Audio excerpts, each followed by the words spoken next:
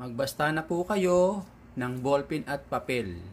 Isulat po ninyo yung coins at year na aking binibili. So guys, ibubukod ko na yung mga 5 piso, 10 piso, saka piso para madali kong mabilang. Hello guys! Magandang gabi uli sa inyo. Ako po Lito, si Gelo Coins TV.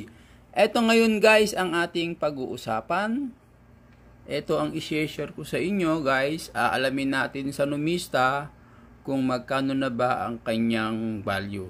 Tapusin po ninyo guys ang video na ito para malaman po ninyo kung anong mga coins at year ang aking binibili. Ngayon po ito po muna ang ating pag-usapan. Nakalagay po dito, Numista Banknotes Philippines, 1,000 piso, seal type, 5, with security. Ayan guys, yung kanyang obverse at yung kanyang reverse. 1,000 piso. Alamin natin sa numista kung ano ba ang kanyang sinasabi at kung magkano na ang kanyang value. Nakalagay dito guys, Bangko Sentral ng Pilipinas, Standard Banknote, 2001 hanggang 2012. Value, 1,000 pesos. Currency, piso. Composition, paper, 80% cotton and 20% abaca fiber. Size 160 by 66 mm. Demonetized December 29, 2017. Ibig sabihin guys na demonetize na siya noong 2017, December 29. Pagka meron kayong ganitong klaseng perang papel, wala na po itong value, hindi na po ito tinatanggap sa market. Hindi na rin po ito pwedeng dalhin sa Bangko Sentral para papalitan. Hindi na po ito tinatanggap para palitan pa. Ang year po niya, nakalagay dito yung year mula 2001 hanggang 2012. Kung meron kayong mga ganitong klaseng perang papel na 2001 at 2012, ito po ay demonetized na. Nung December 29, nakalagay dito, December 29, 2017. Wala na po ito sa market, hindi na po yan umiikot sa Pilipinas, hindi na siya nagse-circulate. Pinace out na po siya. Ngayon, alamin natin kung magkano ba ang kanyang value. Dahil siya ay demonetized na, may value na ba siya? Tingnan natin kung ano ang sinasabi ng numista. Tingnan natin.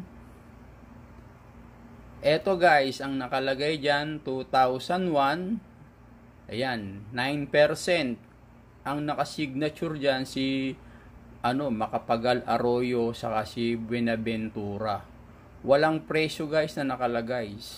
9%, marami siya. Siguro bahala na yung seller kung magkano niya ibebenta. Basta UNC lang guys.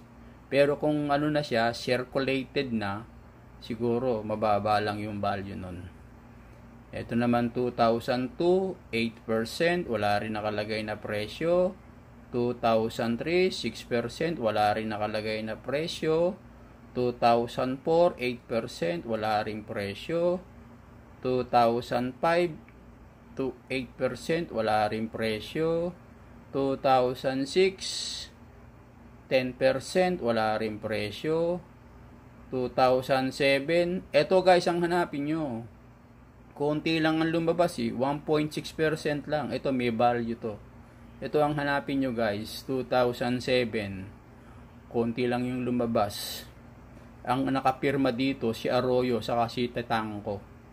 Ito ang hanapin nyo guys, konti lang yung lumabas. 2008, marami na rin siya, 6%. Tapos yung 2009, 10%, marami rin.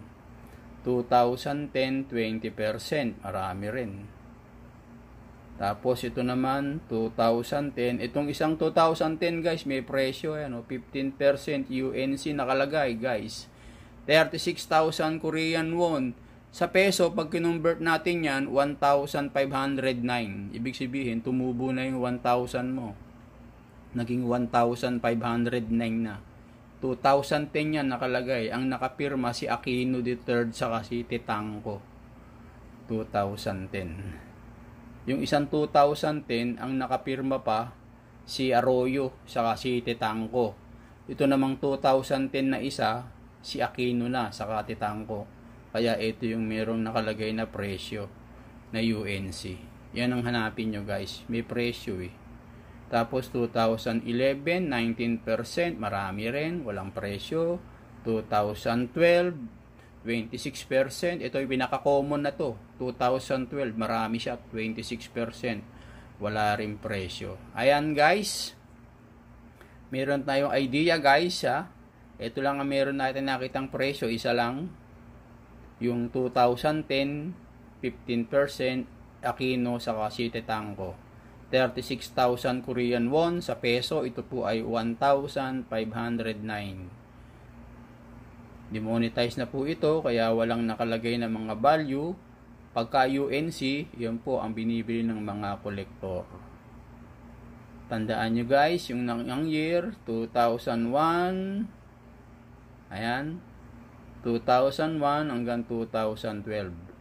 Demonetize siya December 29, 2017. Ayan po yung kanyang itsura. Demonetize na po yan. Okay guys, ngayon pag-usapan naman natin guys, yung mga coins at year na aking binibili. Baka mamaya nasa inyo na pala yung mga coins at year na aking hinahanap. Eto guys, ang aking binibili, 10 peso. Ang hinahanap ko, 2007, 2009, 2014, 10 peso. Paki-check nyo muna guys yung mga barya nyo bago po ninyo bitawan, bago po ninyo gastusin. Hanapin nyo muna yung year na binabanggit ko, baka mamaya nasa inyo na pala, hawak-hawak nyo na gastos pa ninyo.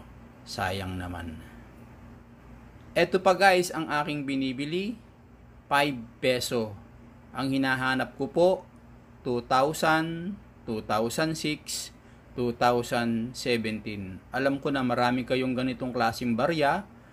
Check nyo muna yung inyong mga barya bago po ninyo gastusin.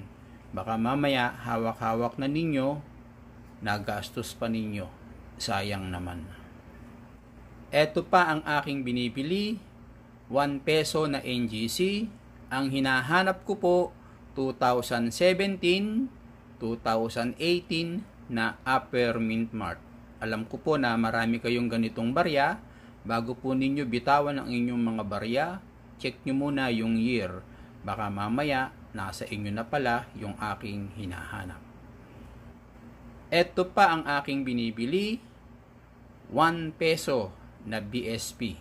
Ang hinahanap ko po, 2005, 1 peso.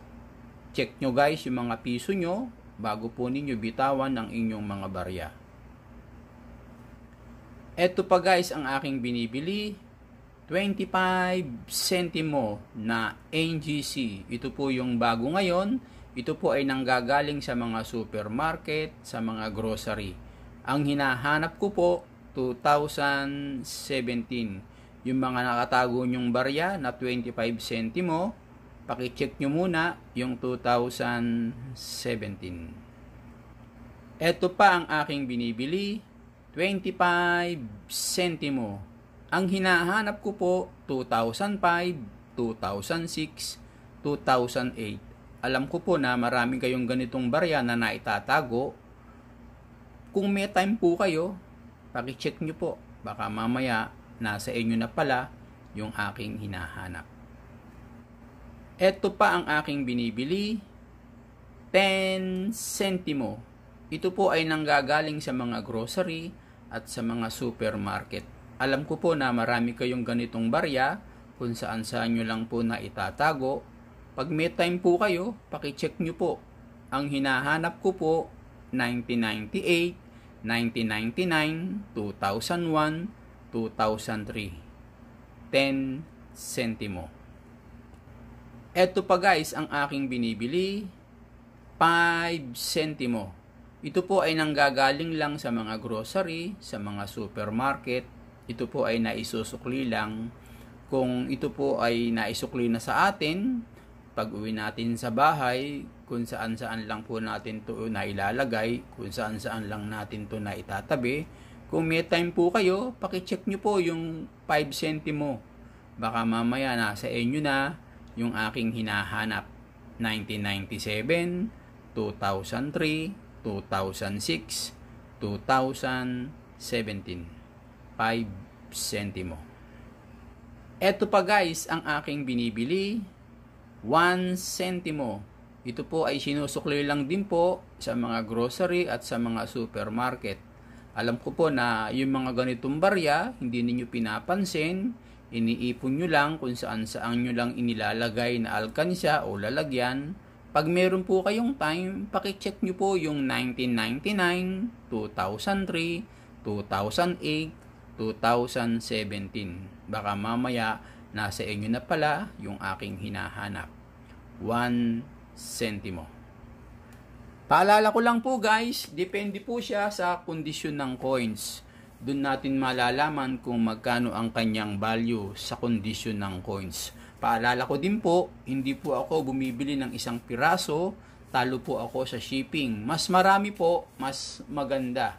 Pwede rin po tayo ng meet up, pwede rin po tayo ng pick up. Ang location ko po, gitnang bayan San Mateo Rizal, malapit po ito sa Batasan, malapit din po ito sa Montalban Rizal, malapit din po ito sa Marikina.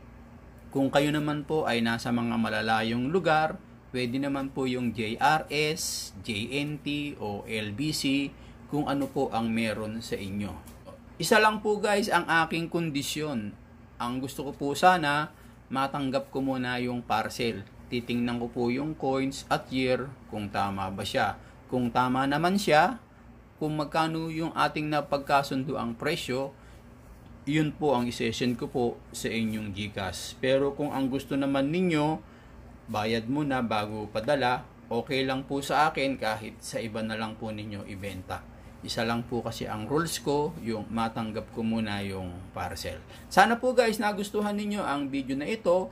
Paki-like and share naman para sa mga kaibigan ninyo. Baka mamaya nasa kanila pala yung mga coins at year na aking hinahanap. Salamat sa inyong panonood!